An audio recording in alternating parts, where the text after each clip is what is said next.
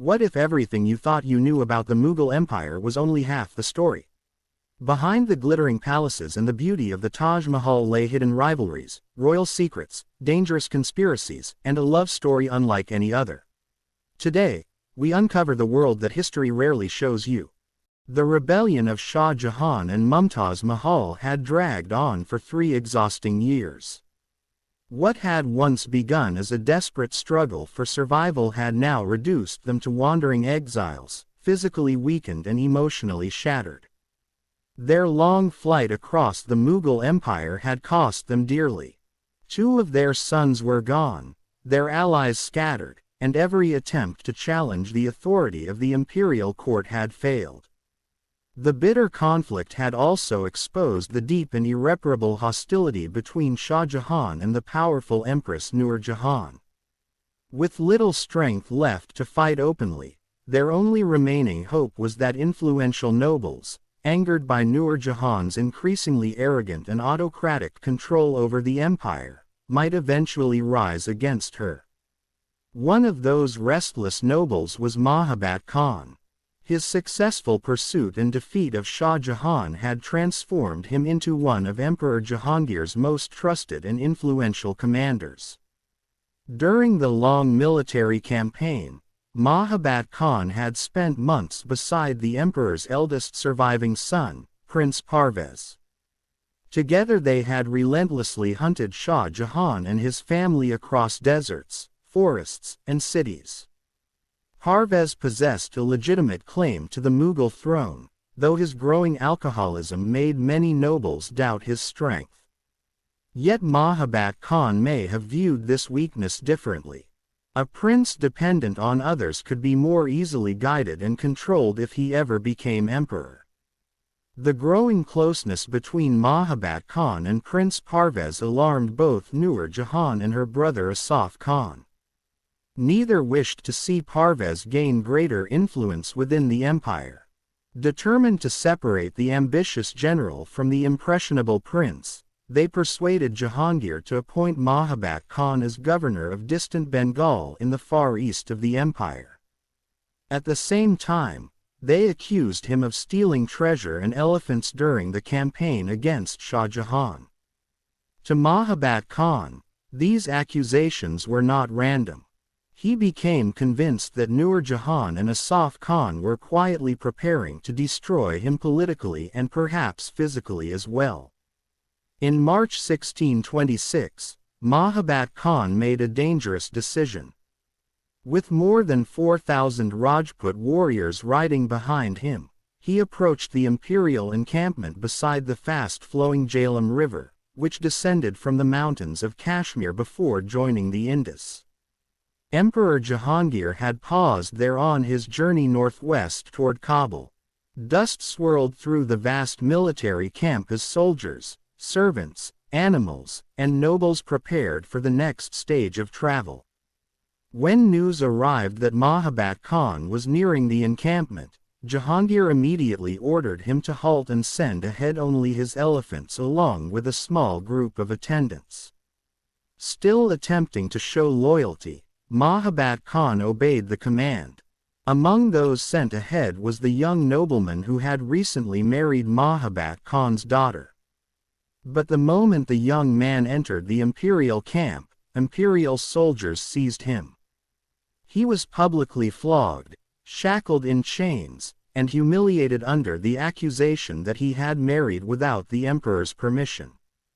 Jahangir then ordered that all the wedding gifts Mahabat Khan had presented to the couple be confiscated and added to the imperial treasury. The punishment was not merely harsh, it was deeply insulting. When Mahabat Khan learned what had happened to his son-in-law, his fears hardened into certainty. He believed Nur Jahan and Asaf Khan were deliberately pushing him toward ruin. Convinced that delay would mean destruction, he resolved to appear before Jahangir personally and plead his case directly before the emperor himself. A nobleman who had recently been entrusted with writing Jahangir's official diary later described the extraordinary scene that followed. Mahabat Khan rode suddenly into the imperial camp at the head of his men only to discover that most of the Mughal court had already crossed the boat bridge spanning the Jhelum River.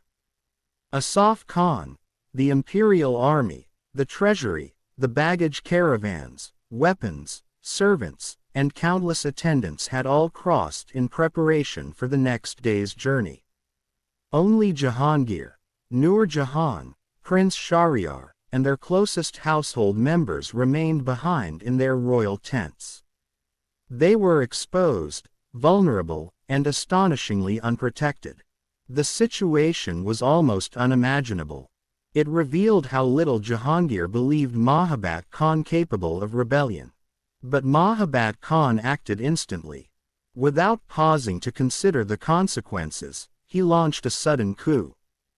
He ordered 2,000 Rajput warriors to secure the boat bridge and, if necessary, burn it to prevent the imperial army from returning to defend the emperor. Then, leading 100 battle-worn foot soldiers armed with spears and shields, he advanced directly toward the royal tents.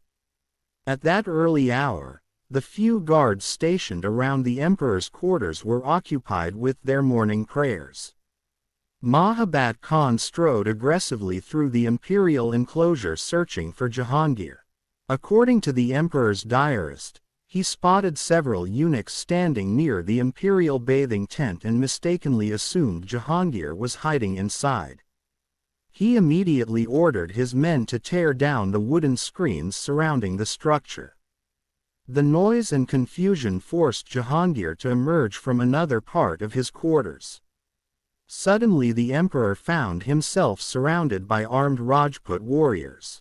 Mahabat Khan attempted to justify his actions before the stunned ruler, declaring that he had no escape from the hatred of Asaf Khan and feared he would soon be destroyed in shame unless he placed himself directly under the emperor's protection. Whether his actual words were humble or threatening, the reality was unmistakable. Jahangir had become Mahabat Khan's prisoner. For a moment, the emperor's fury nearly exploded. Chroniclers later wrote that Jahangir twice reached for his sword, contemplating killing Mahabat Khan on the spot. Yet he restrained himself. The general stood surrounded by loyal soldiers, and any violent move could have plunged the imperial camp into chaos and bloodshed. Instead, Mahabat Khan calmly proposed that the emperor continue the day as though nothing unusual had happened. He suggested they go riding and hunting as usual so the camp would believe all actions had occurred under Jahangir's own command. Though forced to cooperate, Jahangir still clung to royal dignity. When Mahabat Khan offered him a horse, the emperor refused angrily and demanded his own imperial stallion instead. The mounted procession then moved away from the royal tents. After traveling the distance of 2 arrow shots, Mahabat Khan persuaded Jahangir to transfer onto an imperial elephant so the emperor could be clearly seen by observers, giving the impression that nothing was wrong. But tension filled the air. During the transfer between horse and elephant, Rajput guards suddenly killed 2 of Jahangir's attendants after suspecting they were attempting to rescue the emperor. Fear and confusion spread rapidly through the camp. Surrounded by armed warriors and unable to resist openly, Jahangir was hurried away toward Mahabat Khan's encampment. In his panic and nervous haste, Mahabat Khan had made one critical mistake. He had failed to capture Nur Jahan. Still inside the imperial camp, the empress reacted immediately once she realized the emperor had been seized. Without hesitation, she rushed toward the Jhelum River. Remarkably, Mahabat Khan's Rajput guards allowed her to cross the bridge unharmed, an act of chivalry that would soon prove dangerously unwise. Ignoring the strict traditions of Purta, Nur Jahan stormed into the camp where her brother Asaf Khan and the senior nobles had gathered after crossing the river earlier that morning.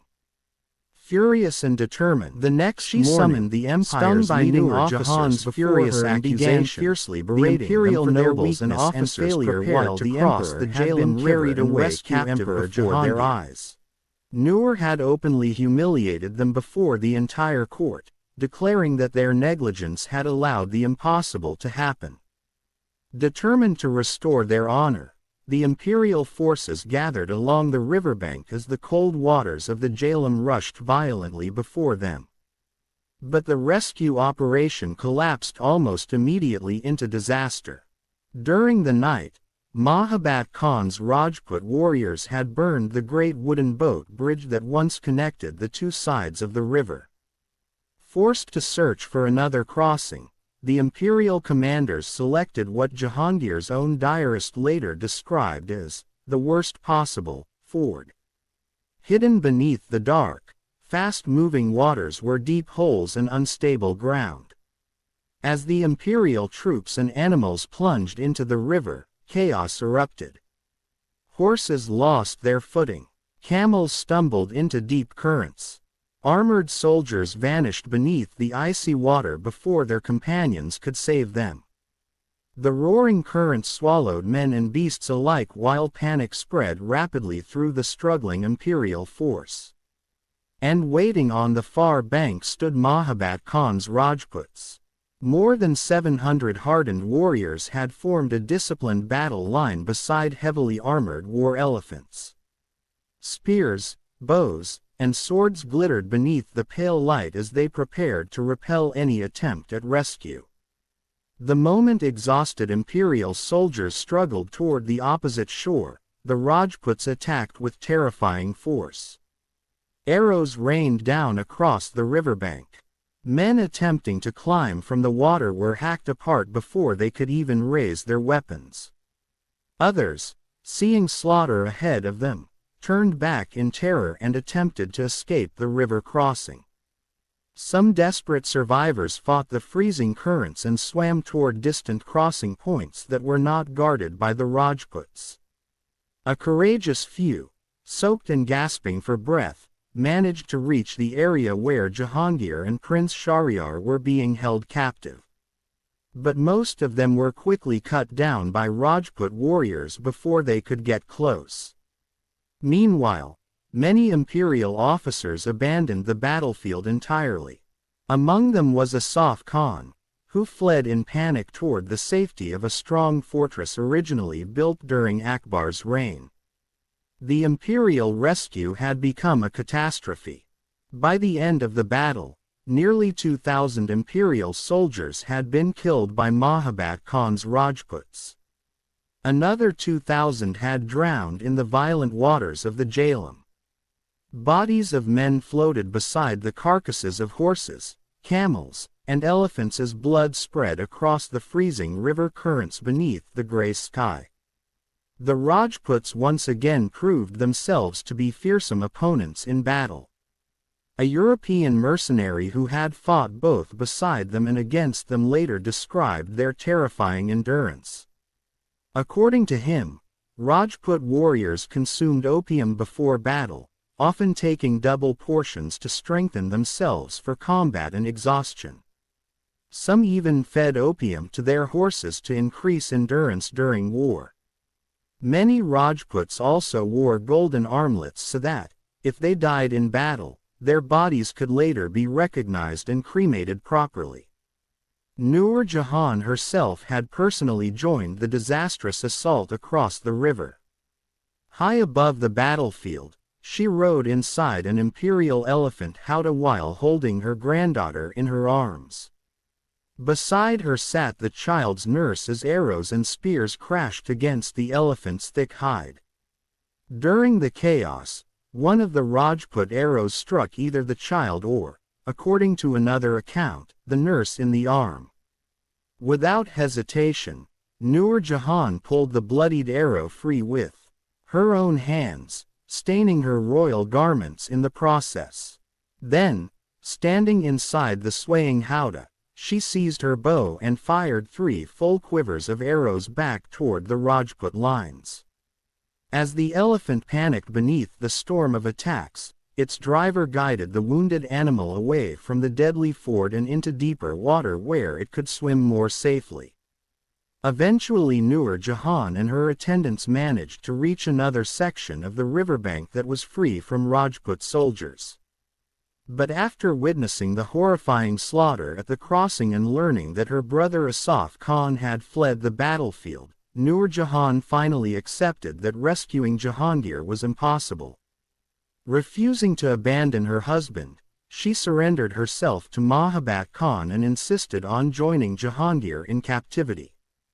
Within days, Asaf Khan was dragged from his mountain refuge, briefly kept in chains, and then reunited with the other royal prisoners under Rajput guard. Now controlling the entire imperial household, Mahabat Khan continued pretending to remain a loyal servant of the emperor. Following Jahangir's original travel plans, he led the royal entourage northwest toward Kabul, nearly 200 miles away. To ordinary people watching the royal procession, nothing appeared unusual. In May 1626, the Mughal court entered the ancient mud-walled city beyond the Khyber Pass with full imperial ceremonies still intact. Jahangir rode atop a magnificently decorated elephant, scattering gold and silver coins toward the cheering crowds exactly as he had done before his captivity. For months afterward, a strange and uneasy performance continued in Kabul. Mahabat Khan had seized Jahangir impulsively, without any clear long-term plan.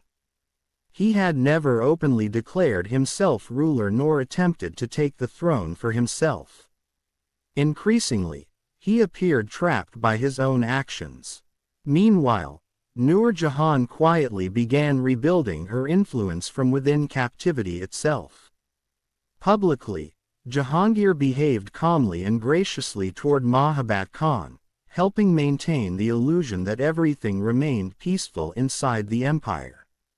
In private, the emperor reassured Mahabat Khan that he held no anger against him and even blamed his earlier suspicions on Nur Jahan herself.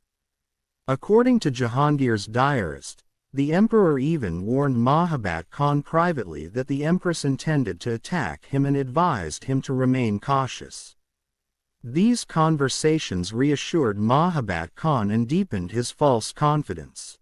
Gradually, he even convinced himself that Jahangir felt relieved to be free from the overwhelming political control of Nur Jahan. But Nur Jahan was patiently waiting for the right opportunity to regain power. Mahabat Khan had allowed her to keep her own imperial cavalry in order to preserve appearances and avoid immediate confrontation. Quietly, she worked to ensure the loyalty of her battle-hardened soldiers through rewards and careful promises.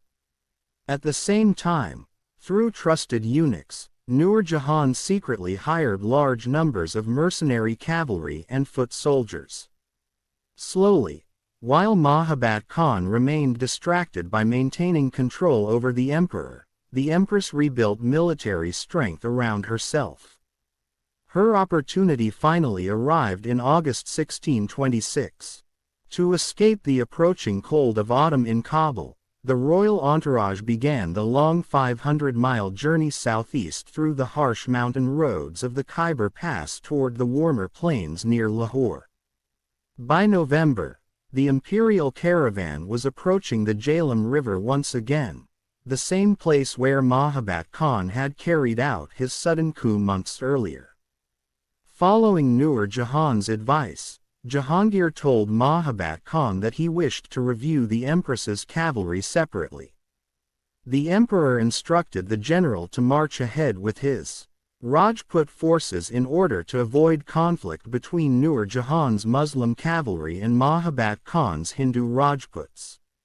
Exactly as Nur Jahan had hoped, the increasingly nervous Mahabat Khan recognized an opportunity to escape from the dangerous political trap he had created for himself. Without argument, he obeyed Jahangir's instructions and moved his forces ahead of the main imperial caravan. But as the distance between Mahabat Khan and the imperial court increased, discipline among his forces began collapsing. What started as an organized withdrawal slowly turned into confusion, then panic, and finally a desperate flight away from the emperor's camp. As protection against betrayal, Mahabat Khan had taken hostages with him, including Asaf Khan and his son. Yet his fear of Nur Jahan's growing power became so great that when the empress ordered him to release the captives, he obeyed immediately once he believed he had placed enough distance between himself and the imperial forces. Far to the south, more than 1,000 miles away, Shah Jahan and Mumtaz Mahal anxiously followed the strange reports spreading through the empire. Mumtaz was pregnant once again as rumors and delayed news slowly reached their isolated camp. Their greatest concern was the safety of their young sons, who remained hostages within Jahangir's camp after Mahabat Khan's seizure of power. Yet at the same time, the chaos surrounding Jahangir's captivity also offered Shah Jahan new political possibilities. When Shah Jahan first heard that Mahabat Khan had captured the emperor, he gathered 1,000 horsemen and announced that he was marching northward to rescue Jahangir. But as Shah Jahan and Mumtaz traveled through the difficult northern journey, desertions steadily weakened their forces. According to Jahangir's diarist, they soon fell into great distress and poverty. Hoping to secure a stable base for himself, Shah Jahan diverted his campaign toward the port city of Tata in Sindh. But his attempted siege quickly began to fail, and his campaign once again faltered beneath exhaustion, poverty, and collapsing support. The governor of the region, loyal to Shahryar, blocked Shah Jahan's advance before he could move farther north. At the same time, the same debilitating illness that had crushed Shah Jahan's earlier rebellion returned once again. His body became so weak that at certain stages of the journey he could no longer ride on horseback and instead had to travel inside a litter carried by attendants. As a result, before Shah Jahan could ever reach the imperial camp, events in the north had already changed completely. Mahabat Khan had abandoned his desperate position, and Nur Jahan together with Emperor Jahangir had regained control of the empire once more. Nur Jahan, however, remained deeply suspicious of Shah Jahan's intentions. His sudden march northward alarmed her greatly. She believed his concern for Jahangir concealed far more dangerous ambitions.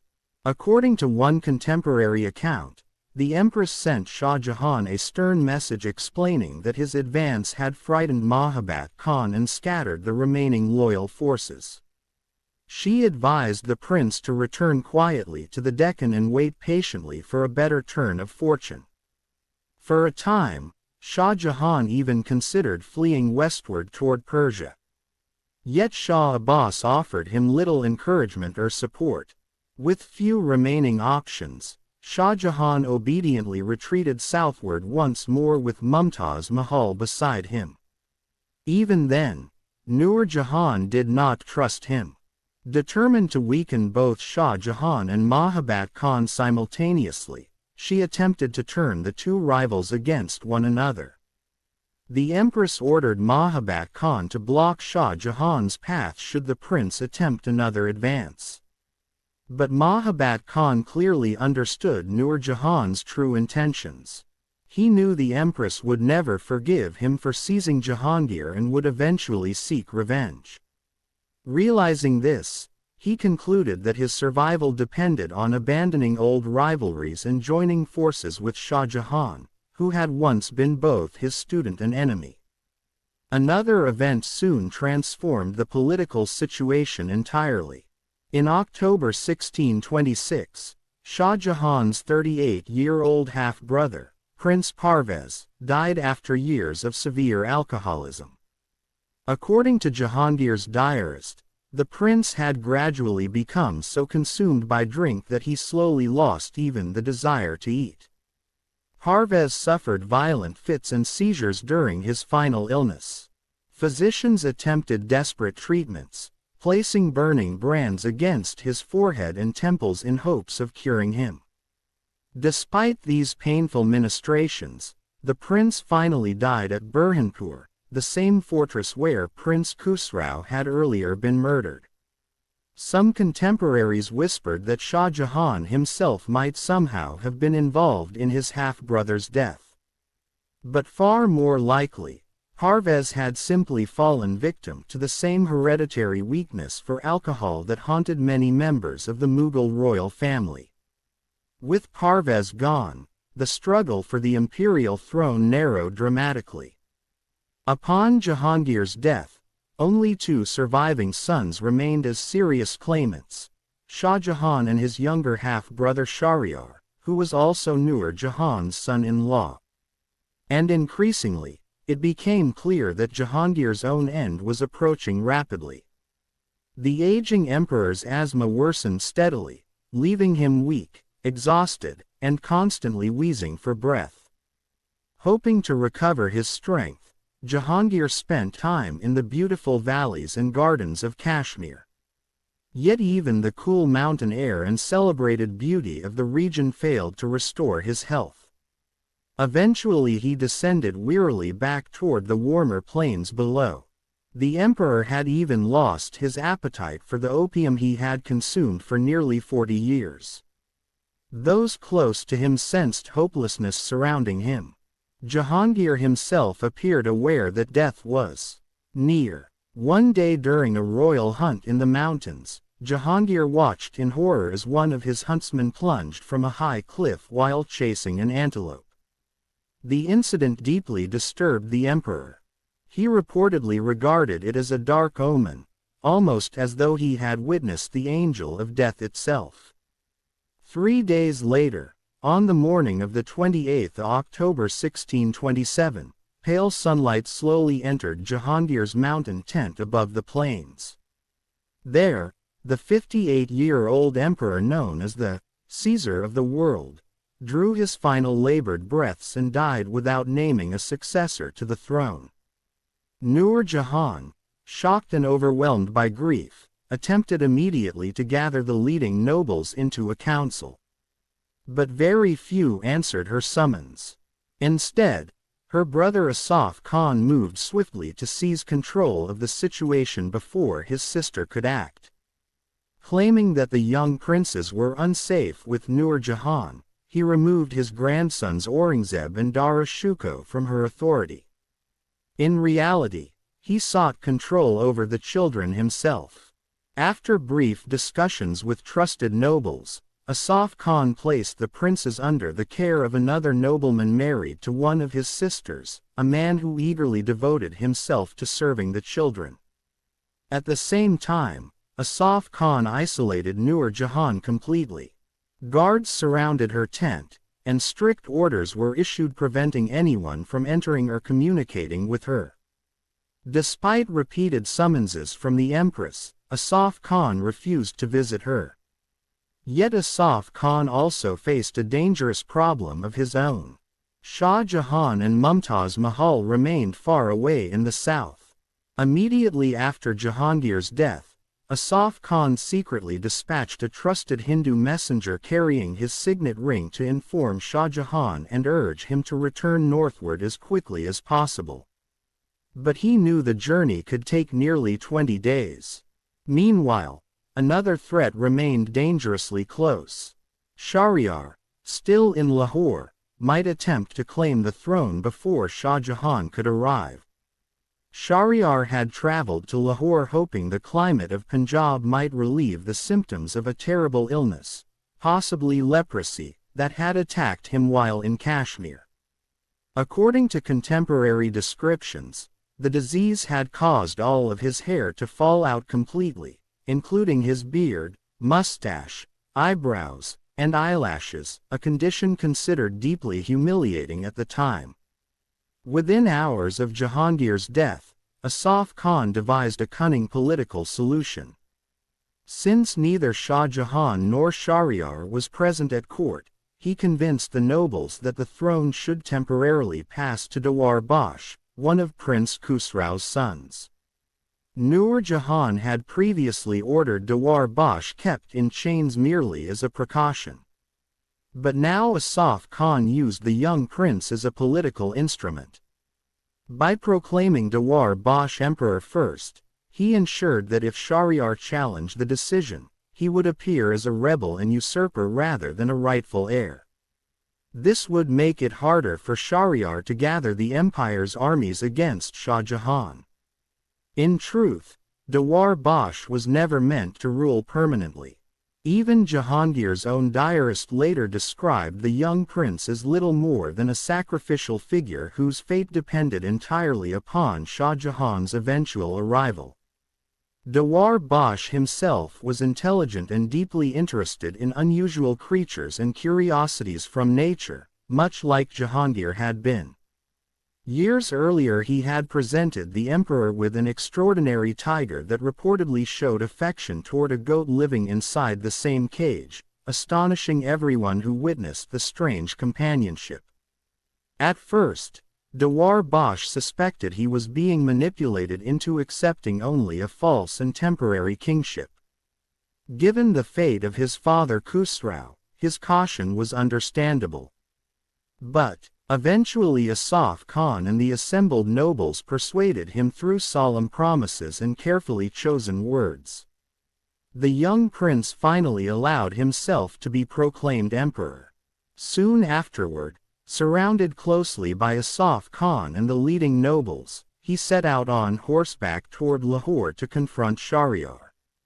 Though treated with royal ceremony, he remained under constant watch, almost like a prisoner. A day later, Nur Jahan followed behind the procession accompanied by the body of Jahangir himself. Asaf Khan had ordered that the empress must travel alongside the funeral cortege throughout the slow journey toward the emperor's burial place. Meanwhile in Lahore, Shahryar acted quickly after receiving one final brief message from Nur Jahan before her confinement. Encouraged both by the empress's instructions and by his wife Ladli Begum, Shahryar proclaimed himself emperor as well. To strengthen his claim, Shahryar seized 7 million rupees from the imperial treasury in Lahore and used the enormous wealth to gather supporters and raise an army. But Asaf Khan's experienced forces moved rapidly against him.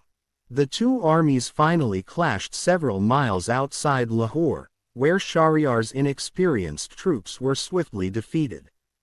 News of the disaster reached Shahryar through a Turkish slave rushing from the battlefield. Terrified and uncertain, the prince withdrew toward the Lahore fortress hoping to save himself behind its walls. Yet the fortress soon fell to Asaf Khan's advancing forces. Amid the chaos, a eunuch dragged the trembling, hairless Shahryar through the collapsing stronghold as the struggle for the Mughal throne intensified around him. In the tense days following Jahangir's death, the struggle for the Mughal throne moved with ruthless speed.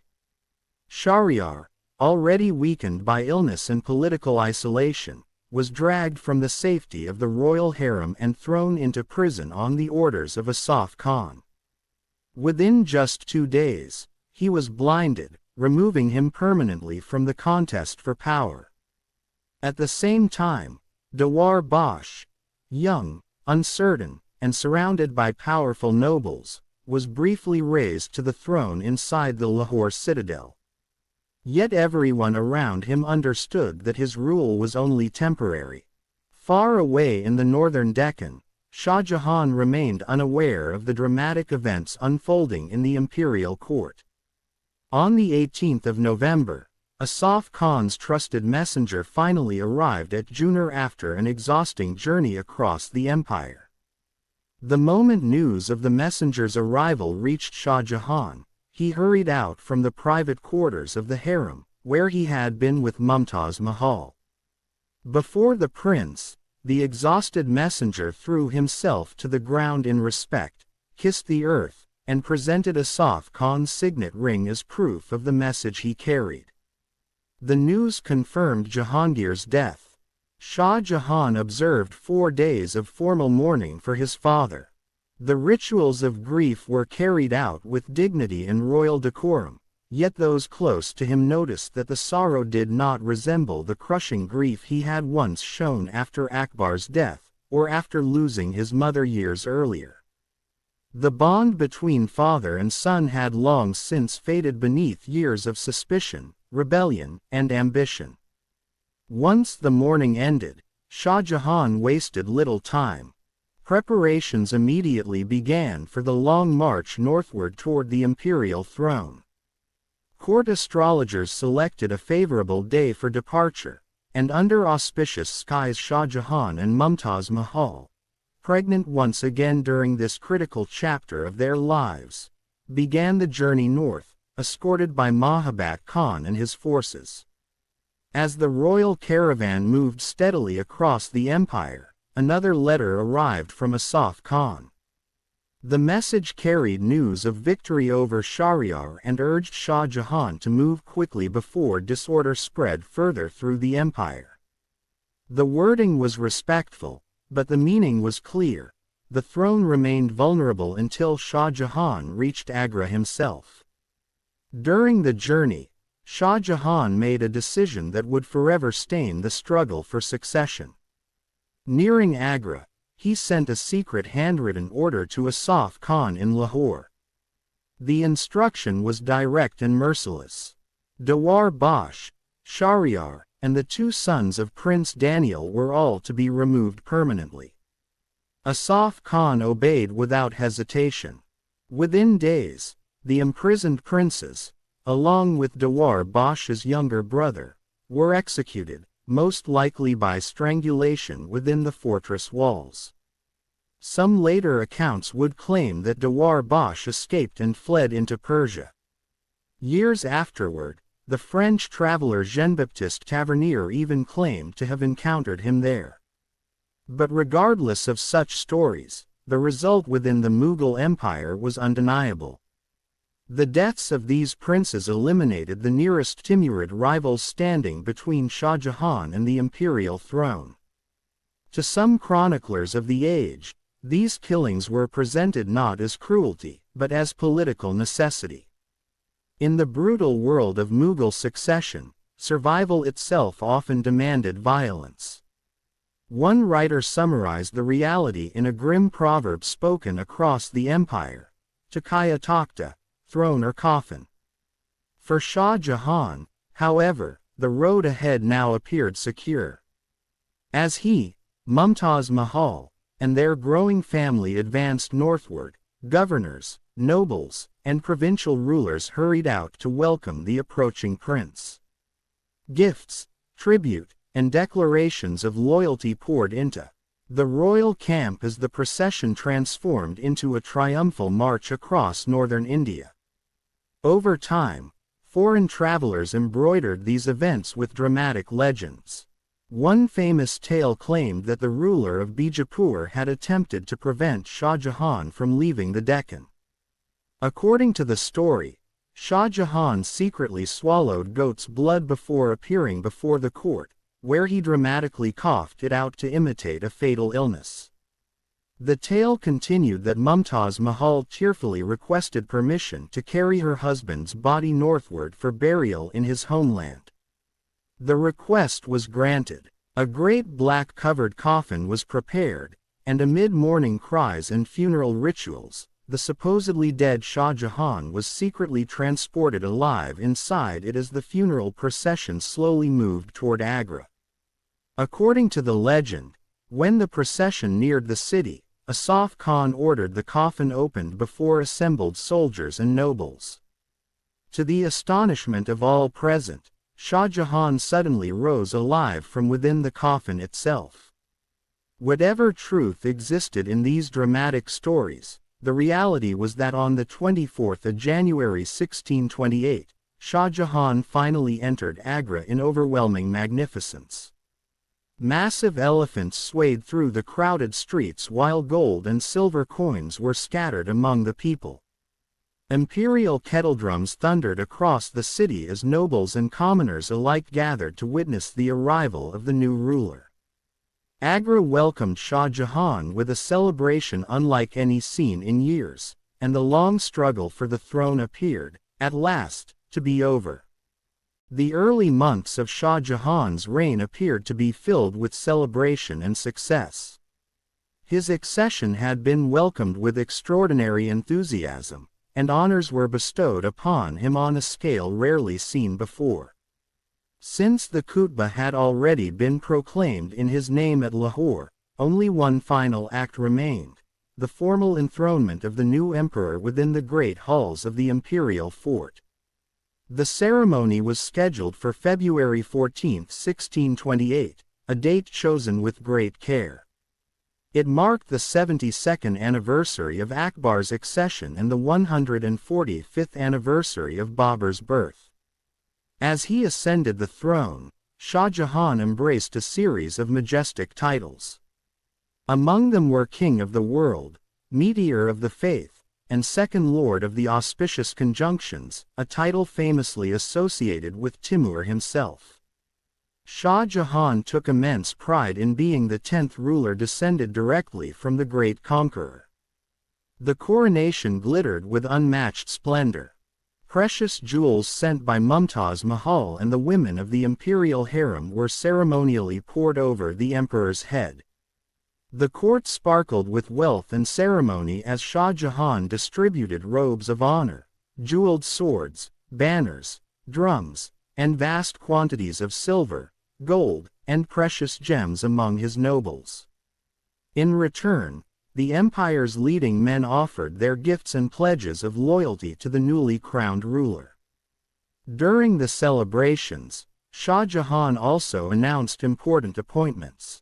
His father-in-law, Asaf Khan, was elevated to the position of chief minister, continuing a role once performed by his own father under Jahangir. Mahabat Khan was appointed governor of Ajmer and commander-in-chief of the imperial armies. Later, within the privacy of the silk-draped harem, Shah Jahan honored Mumtaz Mahal for her unwavering loyalty through years of uncertainty and hardship. He rewarded her with 200,000 gold pieces, 600,000 rupees, and an annual allowance of 1 million rupees. Only a few weeks later, another deeply emotional moment unfolded for the imperial family. In early March 1628, Mumtaz Mahal was reunited with her sons Dara Shikoh and Aurangzeb after more than 2 years of separation. Her parents, Asaf Khan and his wife, safely escorted the young princes back to court. Upon hearing of their arrival, Mumtaz set out with Princess Jahanara Begum and other members of the royal household to greet them. The princes approached from the opposite direction, and beneath specially prepared tents, the long-separated family finally met again. The following day, accompanied by the leading nobles of the empire, the joyful empress and her children entered the imperial capital. The princes appeared before cheering crowds, while Shah Jahan welcomed his sons with visible happiness. Contemporary records describe his delight at seeing the children born to his beloved wife gathered together once more. For a brief time, the imperial household seemed blessed with harmony. The returned princes were introduced to their younger brother, Sultan Lutf Allah, who had been born during the family's years of uncertainty and exile. 16 years after their marriage, 8 of Shah Jahan and Mumtaz Mahal's 11 children were alive and thriving. Yet the happiness of the family was soon interrupted by tragedy. In late April 1628, shortly before Mumtaz was due to give birth again, their 7-year-old daughter Soraya Bano died of smallpox. The loss cast a shadow over the celebrations of the new reign and brought sorrow to the imperial household. Then, on May 9, 1628, fresh joy arrived when Mumtaz gave birth to another son, Sultan Daulat Afza. Court chroniclers recorded the appearance of an auspicious star in the sky and celebrated the birth as a favorable sign. For a moment, happiness seemed to return to the palace. But the joy proved short-lived. Only 5 days later, while festivities continued and gifts were being distributed throughout the court, tragedy struck once again. The 15-month-old Sultan Lutf Allah died suddenly. The celebrations that had filled the palace were replaced by mourning. Although the loss of young children was sadly common during the 17th century, the death of an infant within the imperial family was always deeply felt. The deaths of 2 children within such a short period weighed heavily upon the household and darkened what had begun as a triumphant new reign. Observers from Europe watched these events with interest and uncertainty. One contemporary writer remarked that it was still too early to judge the nature of the new ruler. Yet he noted that a reign emerging from years of conflict and bloodshed would inevitably face great challenges, and many wondered what the future might hold for Shah Jahan and his empire. In the final years of Jahangir's rule, the Mughal Empire remained largely stable despite several challenges. Although Kandahar had been lost to Persia and the empire had not expanded significantly, resistance in Rajasthan had been suppressed and the ambitions of Deccan rulers had been kept under control. The greatest threats to Jahangir's authority had come not from foreign enemies, but from within his own family. Rebellions led by his sons had repeatedly tested the stability of the throne. By 1628, the situation had changed dramatically. Shah Jahan now stood at the head of the empire with Mumtaz Mahal beside him. At 36 years old, he was at the height of his strength and confidence. Unlike the uncertain succession struggles that had troubled earlier years, he faced no immediate challenge to his authority. Those who observed him saw a ruler very different from his father. While both men appreciated beauty, luxury, and refinement, Shah Jahan was known for his discipline and determination. He had earned distinction on the battlefield early in life and avoided the excesses that had weakened many princes before him. Contemporary records note that although encouraged by his father to drink wine, he did so only occasionally during festivals or on overcast days before abandoning it altogether in 1620. Portraits commissioned during the first year of his reign carefully projected the image he wished the world to see. They depicted an emperor with a neatly groomed beard and mustache, dressed in rich garments and adorned with pearls and precious stones. Yet the jewels were intended not to suggest softness, but power. In one hand he held the hilt of his sword, while in the other he displayed the royal seal engraved with the names of his ancestors stretching back to Timur. Every detail reinforced the image of authority, legitimacy, and control. For the next 18 months, Shah Jahan, Mumtaz Mahal, and their children enjoyed a period of peace within the imperial fortress at Agra. After years spent traveling through uncertain political circumstances, Mumtaz finally found stability. Surrounded by attendants and servants within the luxurious quarters of the imperial harem, she was able to enjoy a life far removed from the hardships she had previously endured alongside her husband. At the same time, Shah Jahan turned his attention toward architecture. He believed that great buildings could strengthen the prestige of a ruler and create a lasting identity for a reign. Plans were therefore made to transform sections of Agra Fort. Some of the older sandstone structures built during Akbar's era were selected for replacement with elegant white marble pavilions and spacious courtyards designed to project refinement and grandeur. Rosewater fountains were intended to fill these spaces with movement, fragrance, and beauty. The emperor's private apartments overlooking the Jumna River reflected the same concern for comfort and elegance. Sunlight entered through finely carved marble screens decorated with floral patterns, softening the brightness of the day. During the intense heat of summer, silk hangings shielded the rooms from harsh sunlight.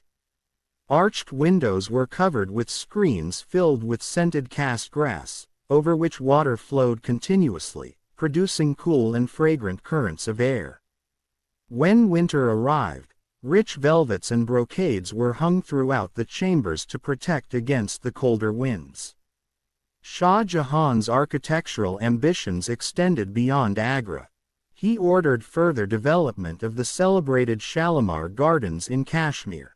Plans called for the construction of a domed black marble pavilion designed to complement an existing white marble structure. Surrounded by fruit trees, flowering vines, and reflective pools of water, the new section was to be known as Faiz Bakhsh, meaning the bestower of bounties. Mumtaz Mahal also undertook a project of her own. Along the banks of the Jumna River, she began laying out a terraced pleasure garden. It remains the only architectural undertaking directly associated with her and may have been the only opportunity she ever had to shape a project according to her own vision. Family life occupied much of Mumtaz's attention. Her children lived nearby within the imperial household and spent much of their time with her. She shared an especially close bond with her eldest daughter, Jahanara Begum, whose intelligence, generosity, and graceful character were frequently praised by contemporary writers. Members of Mumtaz's own family also remained close. Her parents lived in a grand residence near the river, while her father, Asaf Khan, attended court daily in his role as chief minister. Such was the emperor's affection for him that Shah Jahan reportedly began addressing him simply as uncle, a mark of favor noticed by everyone at court. The bond between the imperial family and Asaf Khan was displayed during formal visits to his residence. Whenever the emperor arrived with Mumtaz and the royal children, elaborate ceremonies were performed. Carpets were spread before him, gifts were presented, and wealth was displayed through precious jewels, fine fabrics, prized horses, and richly decorated elephants.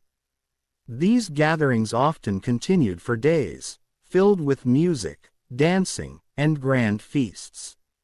Not everyone remained part of this close family circle. Nur Jahan, once among the most influential figures in the empire, had withdrawn from public life after the political struggles surrounding the succession. Living quietly in Lahore with her daughter Ladli, she survived on an annual pension granted by Shah Jahan.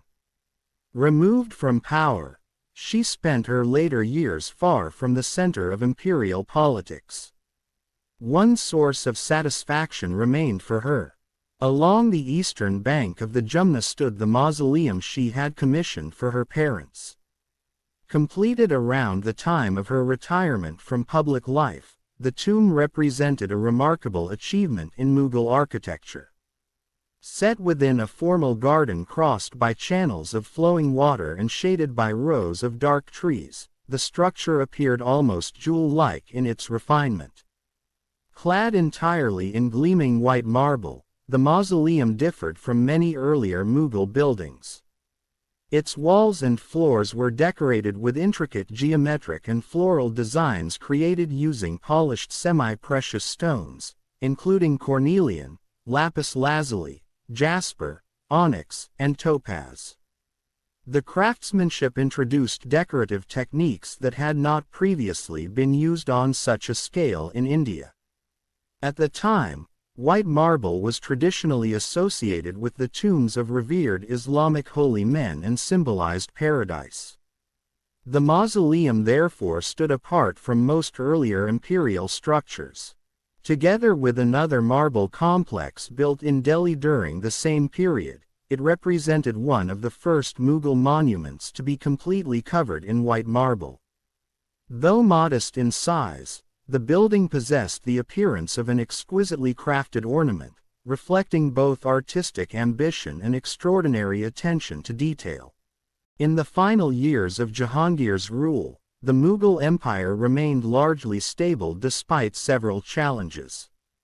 Although Kandahar had been lost to Persia and the empire had not expanded significantly, resistance in Rajasthan had been suppressed and the ambitions of Deccan rulers had been brought under control. The greatest difficulties of Jahangir's reign came not from foreign enemies but from within his own family, as rebellions led by his sons repeatedly threatened the stability of the throne. By 1628, however, a new era had begun. Shah Jahan now stood at the head of the empire with Mumtaz Mahal beside him. At 36 years of age, he was in the prime of his life and faced no immediate challenge to his authority. Unlike his father, Shah Jahan combined a love of beauty and luxury with discipline and determination. He had already proven himself on the battlefield and avoided many of the excesses associated with royal life. Contemporary accounts recorded that although Jahangir encouraged him to drink wine, Shah Jahan did so only occasionally during festivals or on cloudy days before abandoning it entirely in 1620. The image he projected was carefully crafted. Portraits commissioned during the first year of his reign depicted an emperor of confidence and authority. With a neatly trimmed beard and mustache, adorned with pearls and precious stones, he appeared both elegant and powerful. One hand rested upon the hilt of his sword while the other displayed the imperial seal engraved with the names of his ancestors stretching back to Timur. Every detail reinforced his legitimacy and strength. For the next 18 months, Shah Jahan, Mumtaz Mahal, and their children enjoyed a period of peace within the Red Fort at Agra. After years of uncertainty and constant travel, Mumtaz finally found stability within the luxurious surroundings of the imperial harem. Surrounded by more than 100 attendants and served by a large household staff, she could at last enjoy a settled life after years spent accompanying her husband through campaigns and political upheaval. At the same time, Shah Jahan turned his attention toward architecture. He believed that magnificent buildings could strengthen the prestige of a ruler and create a lasting identity for a reign. Plans were therefore made to transform sections of Agra Fort. Some of the older sandstone structures built during Akbar's era were selected for replacement with elegant white marble pavilions and spacious courtyards where rosewater fountains would play. These changes were intended to create an atmosphere of refinement, luxury, and imperial grandeur. The emperor's private apartments overlooking the Jumna River reflected the same concern for comfort and beauty. Sunlight filtered through delicately carved marble screens decorated with floral patterns, softening its brightness into a gentle glow. During the intense heat of summer, silk hangings shielded the rooms from direct sunlight. Arched windows were fitted with screens filled with scented cast grass over which water continuously flowed, producing cool and fragrant currents of air. In winter, rich velvets and brocades were hung throughout the chambers to protect against the colder winds. Shah Jahan's architectural ambitions extended beyond Agra. He ordered further development of the famous Shalimar Gardens in Kashmir. A domed black marble pavilion was planned to complement an existing white marble structure. Surrounded by vines, apple trees, almond trees, peach orchards, and reflective pools of water, the new section was to be known as Faiz Bakhsh, meaning the bestower of bounties. Mumtaz Mahal also undertook a project of her own. Along the banks of the Jumna River, she began laying out a terraced pleasure garden. It remains the only architectural undertaking directly associated with her and may have been the only opportunity she ever had to shape a project according to her own vision. Family life occupied much of Mumtaz's attention. Her children lived nearby within the imperial household and spent much of their time with her. She was especially close to her eldest daughter, Jahanara Begum, whose intelligence, generosity, and graceful character were praised by contemporary chroniclers. Mumtaz's parents also remained close to the royal family. Her father, Asaf Khan, attended court daily as chief minister, and such was Shah Jahan's affection for him that he reportedly began addressing him simply as uncle, a mark of extraordinary favor. Whenever the imperial family visited Asaf Khan's residence, elaborate ceremonies accompanied their arrival. Carpets were spread beneath the emperor's feet, gifts were presented, and wealth was displayed through jewels, luxurious fabrics, prized horses, and richly adorned elephants. These gatherings often continued for several days and were filled with music, dancing, and magnificent feasts. Not everyone remained part of this close family circle. Nur Jahan, once among the most influential figures in the empire, had withdrawn from public life after the political struggles surrounding the succession. Living quietly in Lahore with her daughter Ladli, she survived on a generous pension granted by Shah Jahan. Far removed from the center of power, she devoted herself to architectural projects that preserved the memory of those closest to her. One of these projects was the mausoleum she commissioned for her parents on the eastern bank of the Jumna River. Set within a formal walled garden crossed by channels of flowing water and framed by rows of dark trees, the structure appeared almost jewel-like in its refinement. Covered entirely in gleaming white marble, it differed dramatically from earlier Mughal buildings.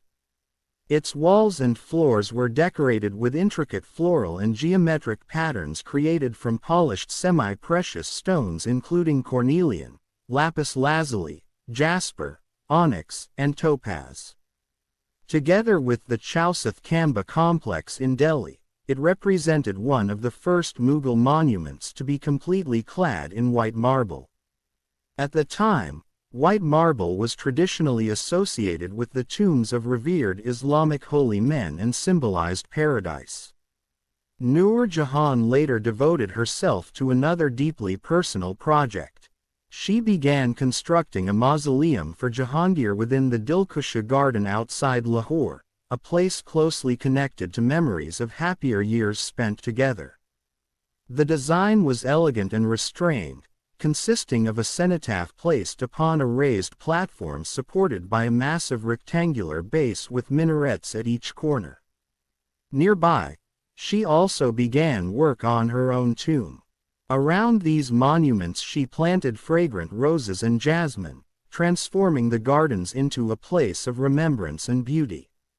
While Nur Jahan lived in quiet retirement, Shah Jahan focused on shaping the image of his reign. Like Akbar before him, he believed that history should be carefully recorded. He therefore appointed distinguished chroniclers and supervised their work closely. Among the most important were Mirza Amina Qazwini, who documented his years as a prince, Abdul Hamid Lahori, author of the celebrated Padshahnama, Muhammad Waris, who continued Lahori's work, Inayat Khan, keeper of the Imperial Library, and Muhammad Saleh Kambo, who combined official records with his own observations to create a comprehensive account of the reign. European visitors arriving at court were astonished by the magnificence they encountered. Many concluded that the displays associated with earlier reigns seemed modest compared with the splendor now exhibited by Shah Jahan. Determined to establish an image of unparalleled grandeur, he embarked upon one of the most ambitious artistic projects in imperial history, the creation of the Peacock Throne. The emperor personally selected gemstones from the vast treasuries spread across the empire. The treasury at Agra alone contained enormous quantities of pearls, emeralds, corals, topaz, and countless other precious stones. The throne itself was designed on a breathtaking scale.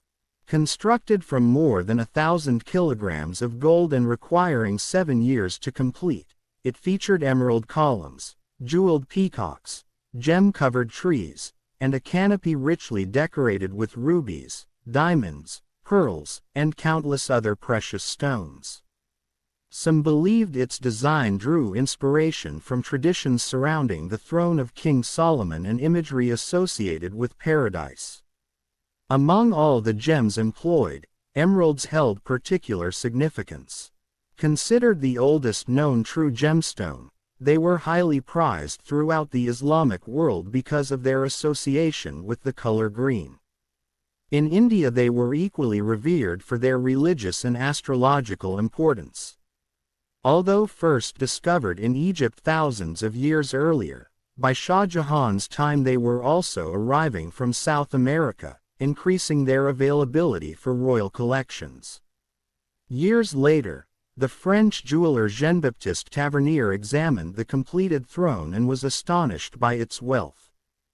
He counted 108 large rubies weighing at least 100 carats each and 116 emeralds ranging between 30 and 60 carats.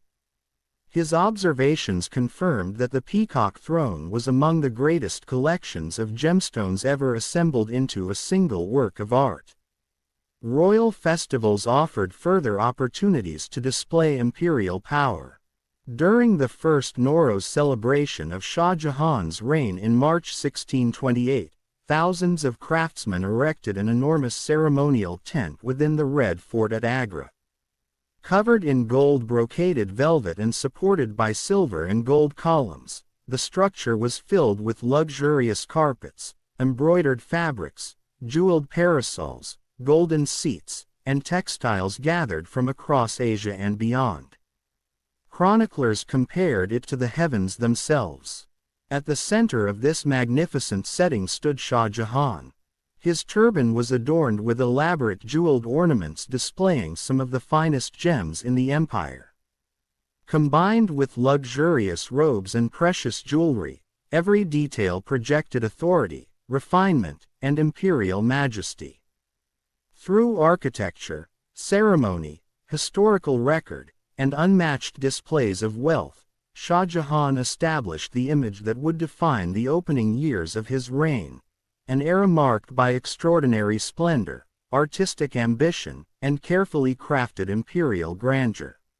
The grandeur of Shah Jahan's court was reflected not only in its ceremonies and architecture but also in the emperor's personal appearance. During the colder months, he wore richly embroidered coats made of silk and brocade, often accompanied by soft Kashmiri shawls draped elegantly across one shoulder. For additional warmth, he used quilted overcoats lined with costly sable fur, one of the most prized luxury materials of the age. During the hot season, these heavier garments were replaced with light tunics fashioned from fine muslin or satin. Yet Shah Jahan also introduced touches of personal style. Inspired by fashions associated with English cavaliers, he adopted the habit of fastening his garments with long decorative ribbons, some nearly a foot in length. Several were deliberately left untied so they fluttered gracefully as he moved, adding a sense of effortless elegance to his appearance. Among the most remarkable spectacles of the Mughal court was the emperor's ceremonial weighing on his birthday. The tradition had originally been adopted by Humayun and later refined by Akbar. Akbar established two separate ceremonies each year, a public weighing on the solar birthday and a more private ceremony on the lunar birthday, often conducted within the imperial harem. The two birthdays coincided only on the day of the emperor's birth and thereafter drifted apart by 11 days every year. Determined to surpass the magnificence of previous rulers, Shah Jahan included gold in both ceremonies, whereas earlier emperors had reserved weighing against gold primarily for the solar celebration. One of the most detailed descriptions of the ritual comes from the Augustinian friar Sebastian Manrique, who personally witnessed the later ceremony. According to his account, the event took place within a richly decorated private chamber filled with some of the most valuable treasures in the world. Suspended from thick chains of gold hung a magnificent pair of scales fashioned from the same precious metal and adorned with valuable stones. The emperor appeared wearing a white satin robe covered with jewels of many colors, dazzling all who witnessed the spectacle. As the ceremony began, Shah Jahan seated himself in one pan of the scales while officials carefully filled the opposite side with bags of silver coins coined into rupees until perfect balance was achieved. After the silver was removed, the process was repeated with gold and precious stones. A third weighing followed using luxury textiles woven with gold, silver, and silk, along with valuable spices and medicinal substances. The final weighing employed everyday goods including wheat flour, sugar, ghee, and common varieties of cotton cloth. Once completed, officials calculated the value of the precious materials used in the first three weighings. These riches, together with the ordinary goods from the final weighing, were distributed as charity among the poor. Court festivals frequently concluded with one of the most dramatic entertainments of the age, elephant combats. The animals were given names that reflected their strength and character, including titles such as Good Mover, Mountain Destroyer, and Ever Bold. The contests took place on specially prepared grounds near the Jumna River. A raised earth barrier, measuring approximately 4 feet high and 6 feet wide, divided the field and initially separated the rival elephants. From opposite sides of this embankment, the enormous animals advanced toward one another under the guidance of experienced riders. Each elephant carried handlers equipped with large iron hooks used to direct the animals during combat. Additional riders accompanied them so that if one handler was thrown to the ground, another could immediately take his place and continue controlling the elephant. Contemporary observers described the collisions as immense and terrifying. Tusks crashed together, trunks struck powerful blows, and the sheer force of impact often astonished spectators. The contests were considered so dangerous that many riders reportedly took formal leave of their wives and children before participating, as though they were preparing for death itself. Life within the Mughal court was governed by an elaborate system of etiquette. European visitors often compared it with the French court, which was widely regarded as the most sophisticated and carefully regulated court in Europe. The similarities were striking. In France, a courtier approaching a superior's chamber was expected to scratch gently upon the door with the little finger of the left hand.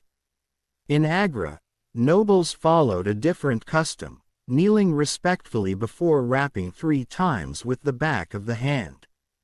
Rank and status were measured with equal precision in both courts. In France, the height of a chair indicated the prestige of a noble. In Shah Jahan's court, however, the privilege of sitting in the emperor's presence was itself an extraordinary honor.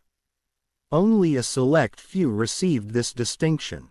The rule applied so strictly that not even the royal princes could sit unless specifically granted permission by their father, the emperor.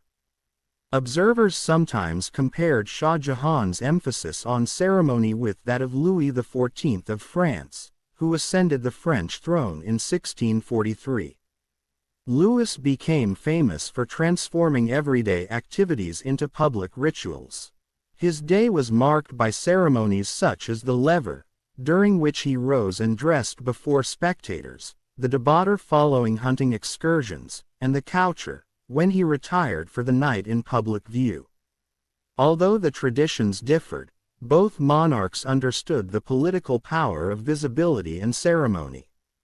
Shah Jahan's own daily routine began approximately 2 hours before dawn, while the stars were still visible in the night sky above Agra Fort. Within the scented atmosphere of the imperial harem, he awoke, washed, and performed the first of the 5 daily prayers required of him. As sunrise approached, preparations began for one of the most important public rituals of the empire. When the first rays of sunlight appeared above the banks of the Jumna River, Shah Jahan emerged onto the Jaroka-i Darshan, the famous balcony of public viewing. Court historians explained that this institution had originated with the late Emperor Akbar. Its purpose was to allow the people to witness what they described as the simultaneous appearance of the sky-adorning sun and the world-conquering emperor.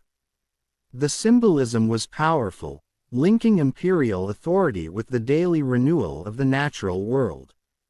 The word darshan itself came from a Sanskrit term meaning the viewing of a saint or sacred figure. Every morning crowds gathered beyond the fort walls hoping to glimpse their ruler.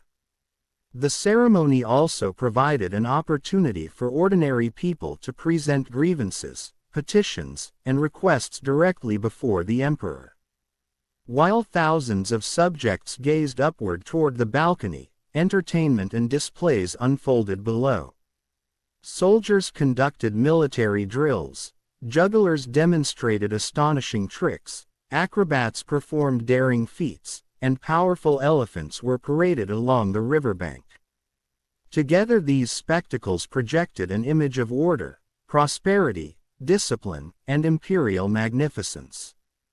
Through ritual, ceremony, and carefully orchestrated public appearances, Shah Jahan continued to strengthen the aura of splendor that increasingly defined the opening years of his reign. As the first light of morning spread across Agra, Shah Jahan moved from the balcony of public appearance toward another important stage of the imperial day. Passing through richly decorated corridors lined with carpets and marble balustrades, he entered the hall of public audience, the place where the affairs of the empire were conducted before the eyes of the court. Inside the vast chamber, nobles, military commanders, administrators, and court officials had already assembled. Silence filled the hall. Contemporary observers described the gathering as so motionless that the assembled courtiers seemed almost like a wall. Every individual stood according to a carefully calculated position determined by rank and status. Nothing was left to chance. Even a few steps closer to the throne represented a mark of prestige granted only to those who had earned imperial favor. Shortly before 8 o'clock, the stillness was broken by a thunderous burst of drums and trumpets. The ceremonial music announced the arrival of the emperor. Moments later Shah Jahan emerged through a doorway connecting the royal apartments to the audience chamber and stepped into the throne alcove positioned at the rear of the hall. Hidden behind intricately carved stone screens, Mumtaz Mahal observed the proceedings. Though unseen by the crowd, she could watch and listen as her husband conducted the business of the empire.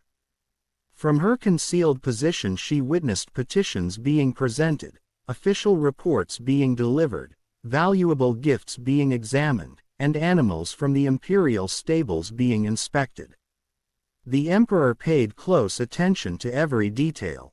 Horses and elephants were carefully reviewed, and if any animal appeared neglected or poorly cared for, those responsible could expect punishment.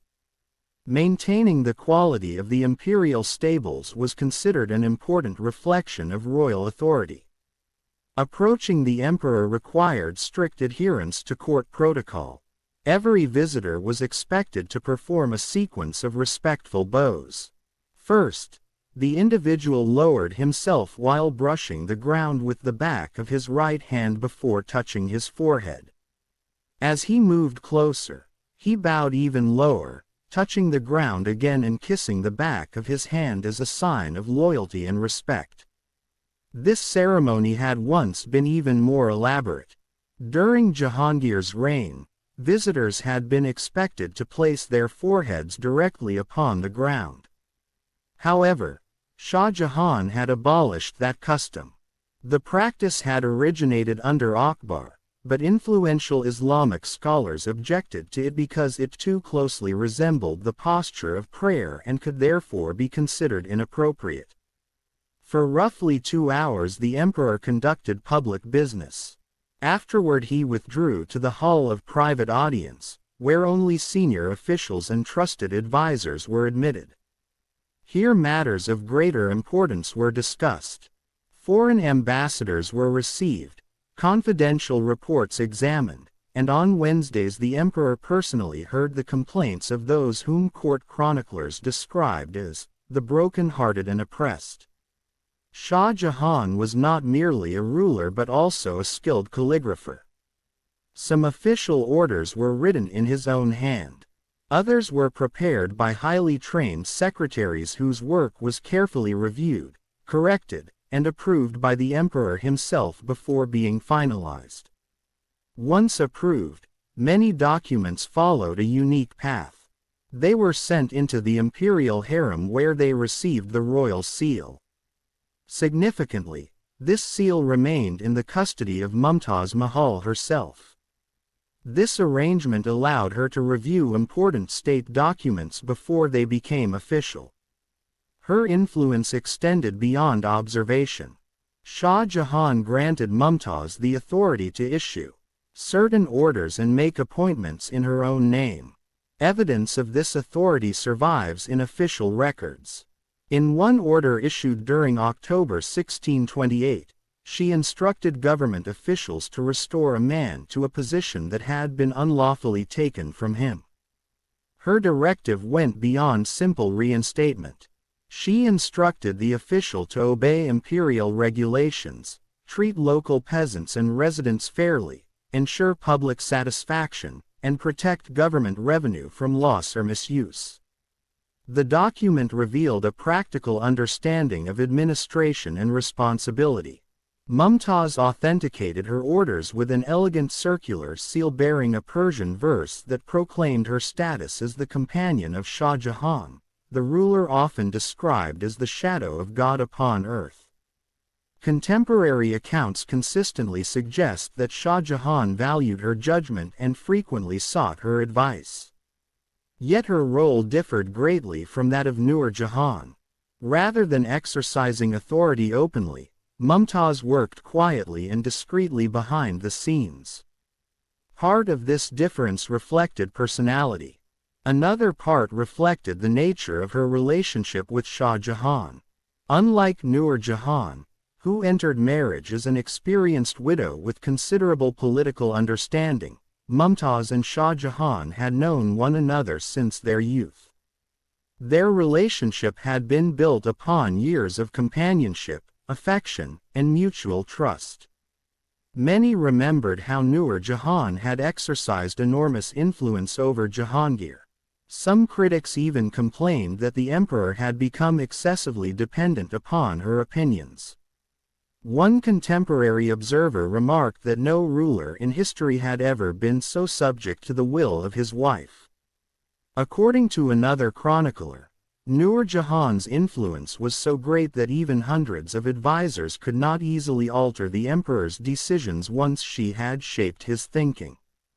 Mumtaz's position was fundamentally different. She did not seek to dominate Shah Jahan's decisions. Instead, she acted as a trusted partner whose influence rested upon affection, confidence, and shared experience. The emotional, intellectual, and personal bonds that had sustained them during years of uncertainty continued to shape their relationship now that they occupied the highest positions in the empire. Court poets celebrated her conduct in glowing terms. They praised her loyalty, obedience, and constant efforts to ensure the emperor's happiness.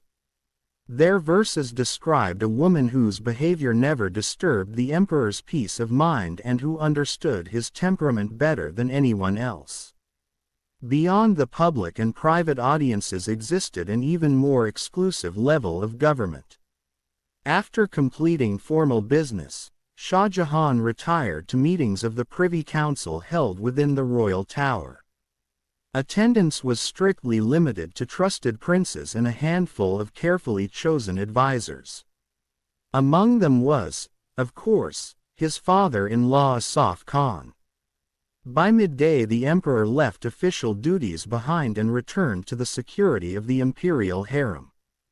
Here he joined Mumtaz Mahal and the women of the royal household for the principal meal of the day.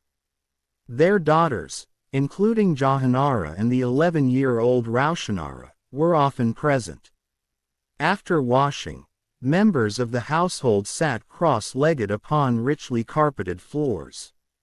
Special coverings of hide draped with white cloth protected the carpets during meals. The atmosphere combined luxury with established court tradition. The cuisine served at these gatherings reflected centuries of cultural exchange.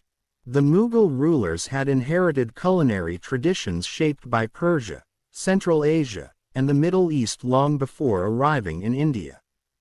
From Persia and Afghanistan came the use of dried fruits such as apricots and sultanas, together with almonds and other nuts. From Middle Eastern and nomadic traditions came methods of roasting lamb and preparing kebabs. Central Asian influences contributed root vegetables such as carrots and turnips, often combined with rice, mutton, peppers, and butter to create nourishing dishes. The Mughal palate particularly appreciated contrasts between sweet and sour flavors. Sugar syrups, lemon preparations, and carefully balanced seasonings frequently appeared together in the same dishes, creating combinations that delighted the court. At the same time, Mughal cuisine absorbed many influences from India itself. Yogurt, grains, seeds, and vegetarian cooking traditions became increasingly important. One of Shah Jahan's favorite dishes was a refined version of khichdi, a preparation of rice and lentils enriched with butter and spices. Other Indian flavors also became court favorites. Tamarind provided a distinctive sharpness unlike anything found in traditional Central Asian cooking, while turmeric contributed both color and flavor to countless dishes. As the empire expanded, new ingredients entered the royal kitchens. The incorporation of Kashmir encouraged greater use of green vegetables such as spinach and kohlrabi while also increasing the consumption of waterfowl, including ducks. The Mughal fascination with fruit was equally remarkable. Having grown accustomed to apples, pears, pomegranates, oranges, figs, and dates, they discovered entirely new tastes in India. Mangoes became especially admired, while bananas and custard apples gained popularity at court. Even jackfruit found a place in imperial records despite earlier criticism. Over time, tastes evolved and many fruits once regarded as unfamiliar became accepted parts of court life. Another fruit attracting attention was the pineapple. Introduced through foreign trade, it impressed observers with both its fragrance and flavor. Records indicate that thousands were being cultivated annually in Agra during this period. By the time of Shah Jahan and Mumtaz Mahal, ingredients arriving from newly connected parts of the world were also beginning to appear in India. The imperial kitchens continued to evolve, blending traditions from many regions into a cuisine as diverse and sophisticated as the empire itself. Thus, while the public saw magnificent ceremonies, glittering jewels, and displays of imperial authority, another story unfolded behind palace walls. Through administration, partnership, family life, and daily routine, Shah Jahan and Mumtaz Mahal helped shape a court whose influence extended far beyond politics, leaving a lasting impression upon every aspect of Mughal culture. New ingredients from distant lands were steadily finding their way into Mughal India through expanding trade networks. Alongside familiar spices such as cinnamon, cloves, black pepper, cardamom, coriander, anise seeds, and fresh ginger, another newcomer was beginning to attract attention: chili peppers, recently introduced from the Americas. The cuisine of the imperial court was known for its refinement and complexity. Foreign visitors often expressed amazement at the remarkable skill of Mughal cooks. One English observer noted that rice was prepared so perfectly that every grain remained separate, delicately flavored with spices and accompanied by carefully cooked poultry. The sophistication of royal recipes extended far beyond simple rice dishes. Court chefs developed elaborate preparations in which whole chickens were carefully deboned and filled with combinations of meat, eggs, coriander, ginger, and aromatic seasonings. Among the most celebrated dishes was dumpik, a rich preparation of meat or poultry slowly cooked with almonds, butter, and yogurt until exceptionally tender. The term, dum, referred to breath, and Mughal cooks believed food should rest briefly before serving, allowing flavors to mature naturally. They also mastered smoking techniques in which hot charcoal was placed inside a covered vessel so that aromatic smoke could gently penetrate the dish. The royal kitchens functioned as a highly organized department within the royal household. Their efficiency was extraordinary. At any moment, preparations were maintained so that an immense variety of dishes could be presented to the emperor with little notice. During grand celebrations, food was decorated with gold and silver leaf, fresh fruits, and fragrant herbs. Meals were often served in vessels fashioned from precious metals, while certain jade containers were believed to possess qualities that protected against poison. The royal kitchen spared no expense in obtaining the finest ingredients available anywhere in the empire and beyond. Contemporary records compiled by Abul Fazl reveal that this pursuit of quality was so intense that a single duck, often transported all the way from Kashmir, could cost nearly half the price of an entire sheep. Rare fruits, premium spices, and delicacies from distant regions regularly found their way to the imperial table, reflecting both the wealth and culinary ambitions of the Mughal court. The threat of poisoning was not merely an imagined danger but a genuine concern rooted in historical experience. Court chronicles record that Bua, the mother of the slain Sultan of Delhi, once attempted to assassinate Emperor Babur by introducing poison into unfamiliar Indian dishes he was tasting. Incidents such as this ensured that food security became an essential part of palace life. To prevent tampering, cooks worked behind screened areas that limited outside access. Strict rules governed their conduct, and they were required to secure loose clothing before handling food. Every dish underwent multiple levels of inspection. The chef who prepared it tasted it first, followed by supervising officials and finally the head of the kitchens. Security procedures continued even after cooking was completed. Each dish was carefully wrapped in cloth and labeled with a written description bearing the seal of the chief kitchen official.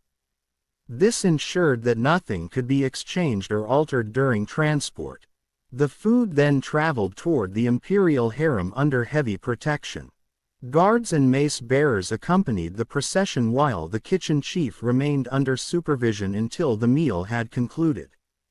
Upon arrival in the harem, additional precautions were taken. Eunuchs and trusted female attendants sampled the dishes once again before they were presented to Shah Jahan and Mumtaz Mahal. Such repeated inspections reflected the importance placed upon the emperor's safety. Meals followed the long-established customs of both India and the Islamic world. Food was eaten using the fingers of the right hand, while attendants stood nearby to provide assistance whenever needed. Horsehair whisks were used to keep insects away, especially during warmer seasons. After dining, a special flour prepared from pulses helped remove grease from the hands before washing and rinsing. Interestingly, some ingredients that today seem inseparable from traditional cuisine had surprisingly distant origins. Modern genetic research has revealed that all cultivated potatoes across the world descend from a single species native to southern Peru. Such discoveries remind us that the movement of crops, spices, and culinary traditions connected distant civilizations long before the modern age. A separate department managed the supply of drinking water and ice. Each Mughal emperor developed personal preferences regarding water. Akbar favored water from the Ganges, which was transported in sealed containers to prevent interference. Jahangir preferred fresh spring or flowing water, while Shah Jahan insisted upon what he described as the pure, molten snow of the Jumna River. During the hottest months, ice was brought from distant mountain regions, and cooling agents were also employed to keep beverages refreshingly cold. Members of the imperial family often drank from beautifully crafted cups made of jade or delicate agate, adding another touch of luxury to daily life within the Mughal court. The legacy of Mughal cuisine continues to survive even in the present day. In the crowded streets of Old Delhi, the famous Karim's restaurant is operated by descendants of chefs who once served in the Mughal imperial kitchens. They proudly maintain that preparing royal food is their hereditary profession, preserving techniques and traditions that trace their origins back to the magnificent courts of the Mughal emperors. After the midday meal, Shah Jahan usually withdrew for a short period of rest. Court chroniclers proudly emphasized that, unlike many rulers of the age, he was believed to devote this time not to personal pleasures but to matters of charity and public welfare. According to imperial accounts, even within the privacy of the royal harem, the emperor remained attentive to the needs of his subjects, particularly those facing hardship and poverty. A significant role in these charitable efforts was played by Mumtaz Mahal and her trusted Persian companion, Sati al-Nisa Khanum. Known for her intelligence, eloquence, refined manners, and loyal service, Sati al-Nisa regularly informed Mumtaz about the difficulties faced by poor families throughout the empire. She brought forward cases involving young women who required dowries, clothing, and ornaments for marriage, as well as widows and orphans who depended upon pensions, financial assistance, or grants of land for survival. Mumtaz would then present these concerns to Shah Jahan, who often ordered that help be provided.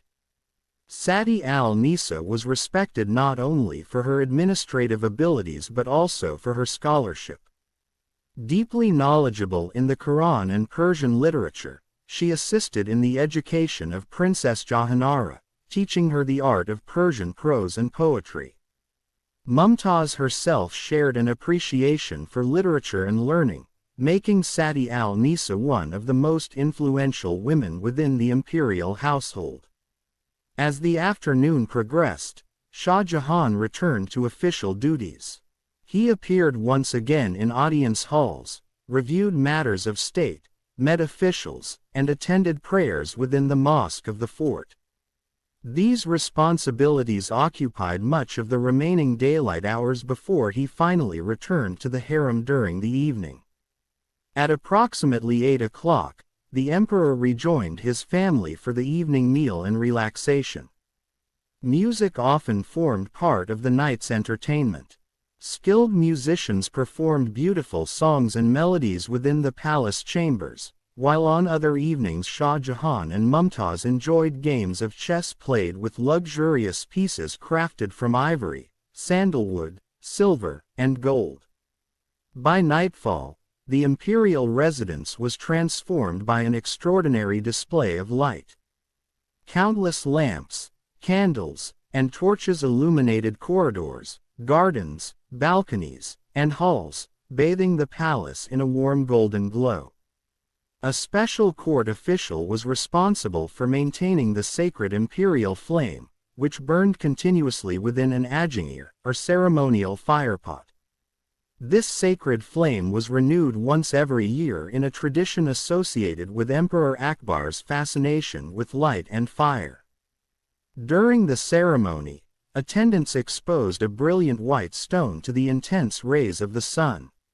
Fine cotton was then placed near the heated stone until it ignited, producing a new ceremonial flame that symbolized renewal and continuity within the empire. Each evening at sunset, palace servants carried 12 camphor-scented candles before the emperor in elaborate silver and gold candlesticks. A court singer offered prayers and praises, asking for the prosperity and longevity of the emperor's reign. Only after this ritual concluded was the entire palace formally illuminated. Some of the palace lighting devices were remarkable works of craftsmanship. One famous candelabrum designed during Akbar's reign stood more than 3 feet high and supported 5 separate candlesticks shaped like animals. Massive white wax candles burned from these structures, some reaching heights of 9 feet or more. Their size was so great that attendants often needed ladders simply to extinguish them. The palace lighting system also followed the rhythm of the lunar calendar. During the darkest nights at the beginning of each month, large brass, bronze, and copper oil lamps were fitted with multiple wicks to maximize illumination. As the moon gradually brightened, fewer wicks were required, and by the time the moon shone at its fullest, only a single wick remained lit in many lamps. Thereafter the number increased again as the moon waned. The gentle glow created throughout the palace produced an atmosphere of elegance and comfort after the demands of a long imperial day. Even after many years of marriage and a large family, contemporary accounts suggest that Mumtaz Mahal remained deeply admired by Shah Jahan. Her appearance was enhanced by the sophisticated cosmetic traditions of the Mughal court. Perfumed oils, floral preparations, herbal treatments, and kohl were commonly used to maintain beauty and refinement. The garments available to royal women reflected the luxury of the age. Delicate silks in shades ranging from pale apricot and lilac to deep ruby red were worn alongside extraordinarily fine muslins celebrated for their lightness. These fabrics were fashioned into elegant garments including fitted salwars, decorative bodices, and long flowing coats that combined comfort with royal sophistication. Although Mughal women retained many elements of their Central Asian and Turkish heritage, they also adopted several local Indian fashions over time. Hairstyles became increasingly elaborate, reflecting a blend of cultural traditions that characterized much of life within the Mughal court. Thus, as evening settled over the empire, the palace became a world of music, learning, ritual, family life, and refined luxury. Beneath the glow of countless lamps, Shah Jahan and Mumtaz Mahal presided over a court whose splendor continued to impress visitors from across the world and whose influence endured long after their own lifetimes.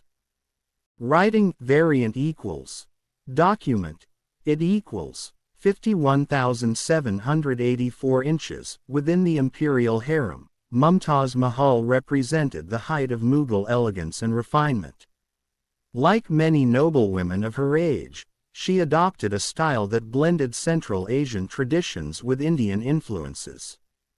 Her hair was often arranged in elaborate fashions, gathered neatly at the back while a few carefully styled curls framed her face.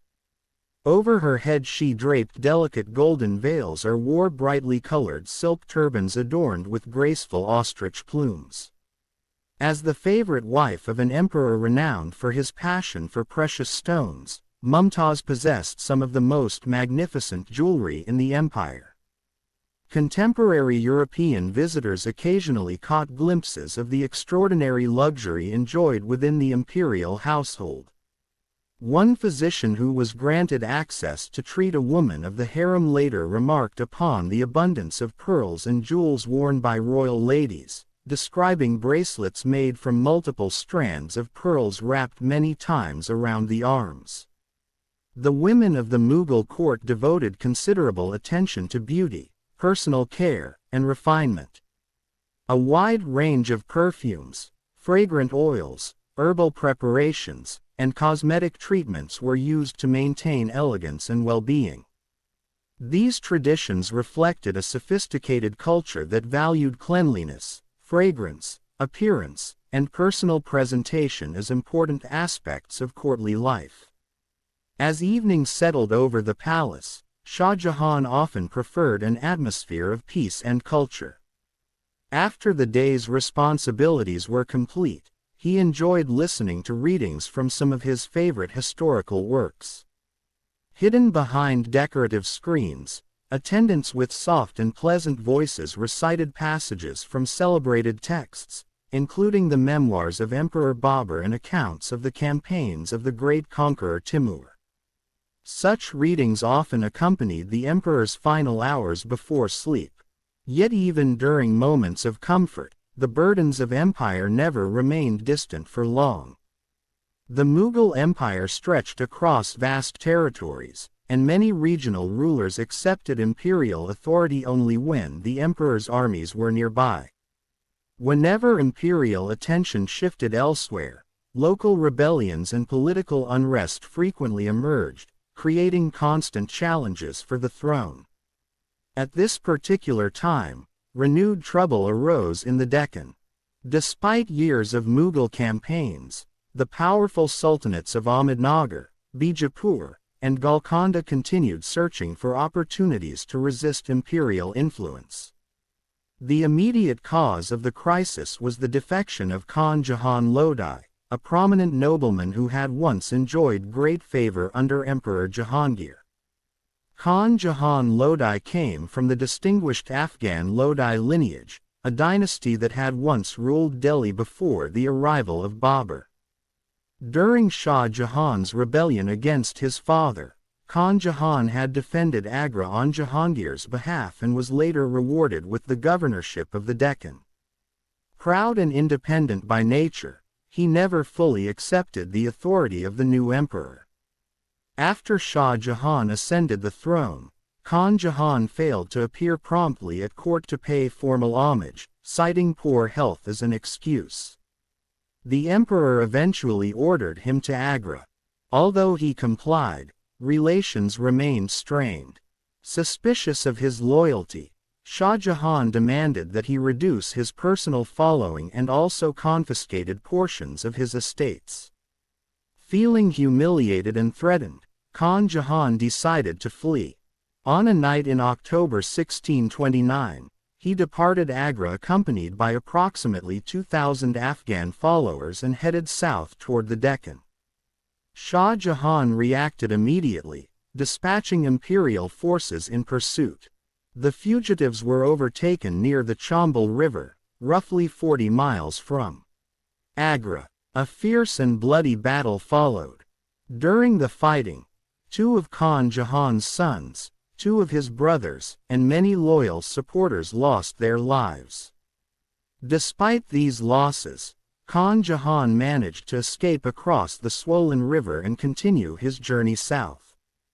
Eventually he reached Ahmednagar, where the ruling sultan welcomed him as a valuable ally.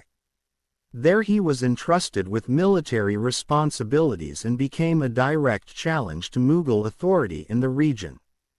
Faced with this growing threat, Shah Jahan began preparing a major southern campaign in late 1629. His objective extended far beyond capturing a single rebel nobleman. The emperor intended not only to punish Ahmednagar for sheltering his enemy but also to strengthen Mughal control over the powerful Deccan states of Bijapur and Golconda. As always, Mumtaz Mahal prepared to accompany her husband on the journey. By this time she was expecting her 13th child, yet she remained beside the emperor during his campaigns.